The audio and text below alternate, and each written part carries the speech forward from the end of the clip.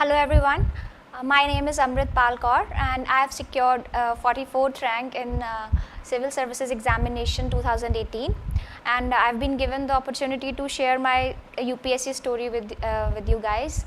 I would begin with the fact that this was my 4th attempt, and I got a 372nd rank last year, and I was allocated to the Indian Railway Traffic Services, after which I reappeared, and here I am now. So first of all, if I start with what is the most important decision once you have decided to take UPSC Civil Services exam, I think the first main decision that you should make, which I did not make, the first mistake which I think I made was to choose your optional and choose it wisely, because this subject you're going to be studying for an year or two, and it gets pretty tiresome sometimes if you are unable to mix and match with the general studies and optional subjects. So always choose an optional which will give you some sort of overlap. But yes, if you are very confident about a technical subject, because like people take maths and people take engineering subjects also, if you are very good at them, then you can score like way off the charts. Your scores will be very good. But then if you are not very good at them, then you lose marks. With 20 marks you will lose. With every numerical or every question that you are unable to solve, you will be losing a lot of marks. So this is the first decision that I think you should make. Secondly, it's about time division. So before preliminaries, everybody is doing for at least 2-3 months, everybody is studying for the preliminary exam. But after the preliminary exam is over, maybe within a day or two, you should start studying for the mains examination, irrespective of whether you are going to get through pre or not, because every UPSC aspirant knows that once you are in it, everybody hopes to get through or at least exhaust their attempts. Side by side, some people do jobs and some people take up other jobs, but yes, until and unless you have exhausted your attempts, everybody plans to stick through. So don't waste that time wondering whether you will clear the preliminary or not. Start with the mains preparation at the outset.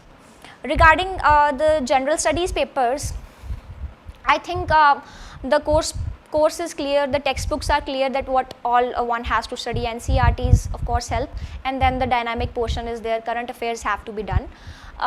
Particularly if I would talk about a subject that I felt was quite unpredictable for me, is the GS paper 4, ethics. In GS 1, 2 and 3, there are like in polity also you can study Lakshmikant, and then you can supplement it with the current affairs. In economics, there is the budget, the economic survey and the government schemes, you can supplement with that, and the history portion is clear.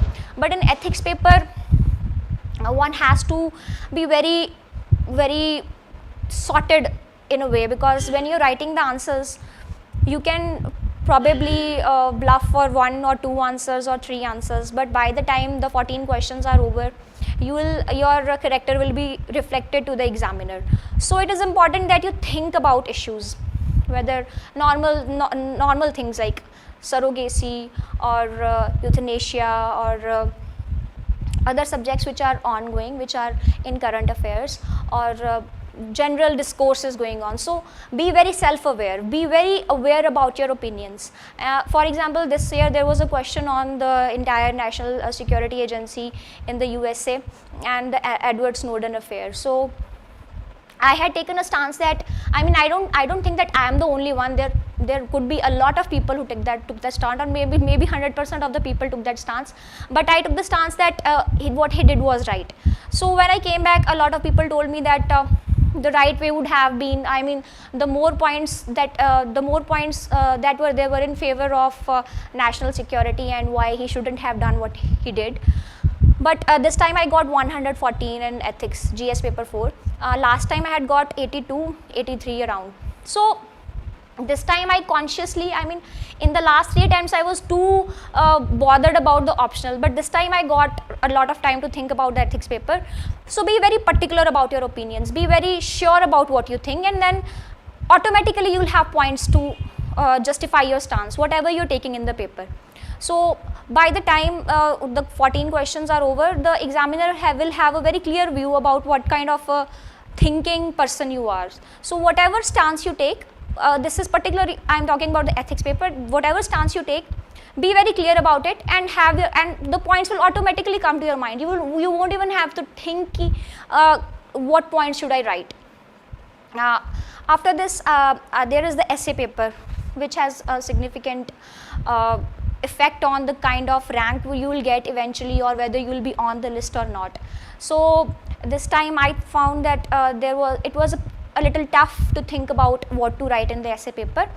So in this case also, try to fit whatever you see around yourself into the essay paper, and write points very systematically, so that the examiner is clear that okay, this is your way of thinking. Okay, once a particular subject has been catered to, write down that, write the next subject, and then link between the two subjects. So it should not be abrupt. The flow of the essay should not be broken by sudden points that you're making out of nowhere. The examiner, I've come to realize that the examiner wants to feel the flow in your thinking process and your argumentative capacity. So first write down the make a map of your thought process, and take a lot of time. I mean, if your writing skills are average, you should probably be spending around 20 to 25 minutes on brainstorming, because once you have made that map on the rough page, then your essay will come very naturally. You will just keep on writing and probably add certain examples that come to you during the period of writing the essay. This is all about the papers.